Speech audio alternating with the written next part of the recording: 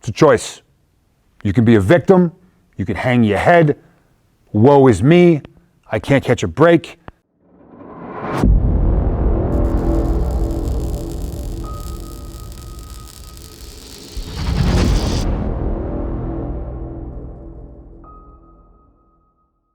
All right, back in the team room. Today we're going to talk a little bit about injury recovery. Talk a little bit about my experience in the hospital, but this pertains regardless of the severity of the injury. Whether you sprained your ankle, you tore your ACL, you need to get your shoulder worked on, you lose a limb, this applies. When I was in the hospital, both in the intensive care unit and then when I was in inpatient status, I was going through surgery 3, sometimes 4 times a week. And it was at this point that they were really battling infection that had set in my leg. And they were just incrementally amputating higher and higher and higher, cutting out rotted meat, rotted tissue, bone that couldn't be saved. You know, over the course of what ended up being like 35 surgeries. I was 100% dependent. I couldn't do anything on my own. And just that in itself is difficult for most of us to accept, particularly those of us that, you know, type A personalities, those that are problem solvers, those that believe in the fact that we're the ones that people call when help is needed. We just want to take on all the weight of the world and keep going and going and going. When you come from that type of lifestyle and mentality and all of a sudden you literally can't do anything on your own, that oftentimes is enough to send people down an extraordinarily negative cycle. It was a struggle for me, without question.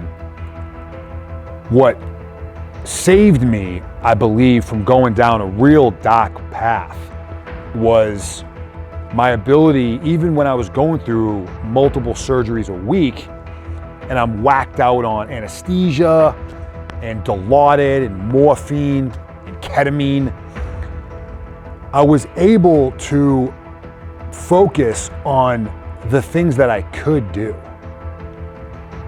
And it just took a minute for me to recognize that even though I can't dress myself, I can't feed myself, I can't bathe myself, I can't move around, I can't be mobile on my own, there actually were small tasks that I could do on my own.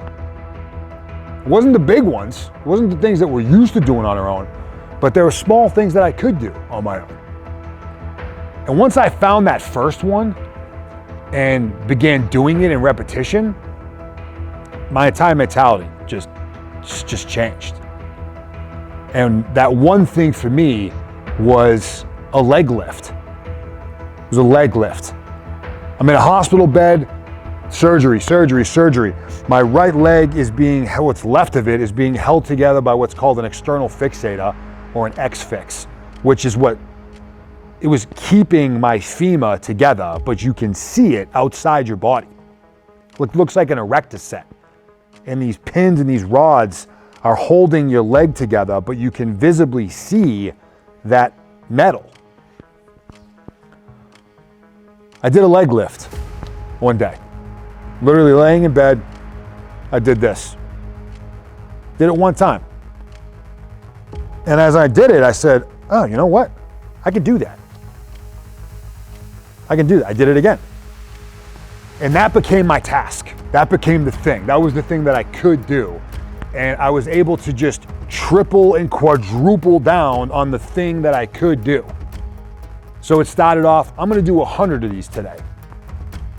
You know, I'd do maybe 10, I'd get tired, I'd stop, wait a little bit, do another 10. That's how it began. I said, today I'm gonna do 100. Tomorrow I'm gonna do 150. The day after that, I'm gonna do 200. Tripling down on the thing that I could do. And then I began to think, well, what else can I do? What other micro tasks should I do? The next one was me simply rolling my body onto my left side. I couldn't roll on the right because I have this erector set attached to what's left of my leg, but I could eventually roll left. Yes, there was legitimate physical training I was doing because I had been stagnant in a bed for weeks and weeks and weeks.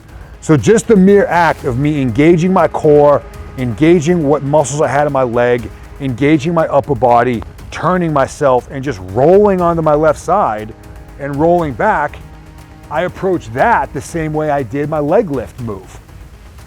So it was like, I'm gonna do 100 of these barrel rolls a day. I'm gonna do 150 tomorrow. I'm gonna do 200 the next day. So I began finding these tasks that I could do, and given that my variety of options was so limited, I just tripled and quadrupled down on the things that I could do, while continuously testing the things that I couldn't do. Can I do this today? Nope, can't do it. Okay, no problem. We'll try again tomorrow. Get back to doing the leg lifts. Get back to doing your barrel rolls. I had the med staff, they brought in a bunch of bands, little baby 1 pound dumbbells. I'm not kidding. And they were pink, which I'm pretty sure is done on purpose. Pink 1 pound dumbbells. My doctors brought a set in, and I'd be laying in bed literally just lifting them up. Oh, I can do that? Let's do it again. I'll do 100. Tomorrow, 150. Next day, 200. Hey, bring me in a 3 pound dumbbell. Bring me in another band. They turned my hospital bed into this little mini gym workout area. And the next thing you know, I realized I could do dozens of small tasks that I can do, my own. And just continues to triple down on what I could do, continuously testing the things that I couldn't do. It didn't take long before that range of options opened up.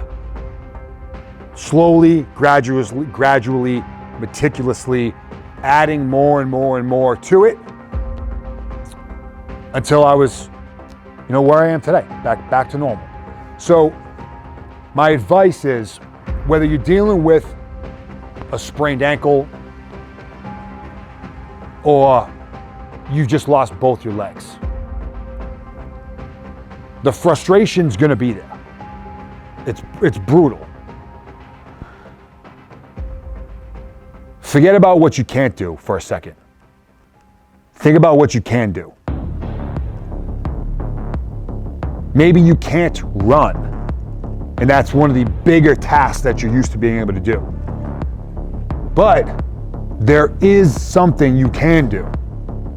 Triple, quadruple down, continuously test the things you can't until all of a sudden you can, and then repeat that process over time.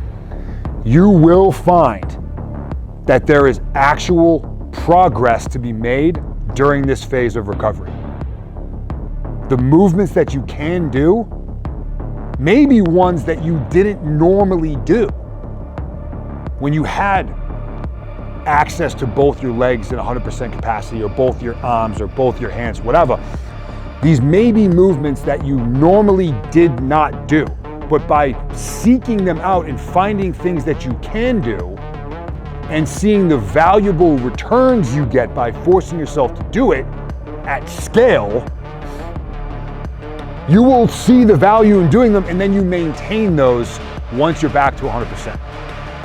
I can't tell you how many recovery type exercises I would have only learned because I was wounded, because I was injured, and how many of those things are now staples within my training program and lifestyle now, even though I now have all of the options that I ever once had.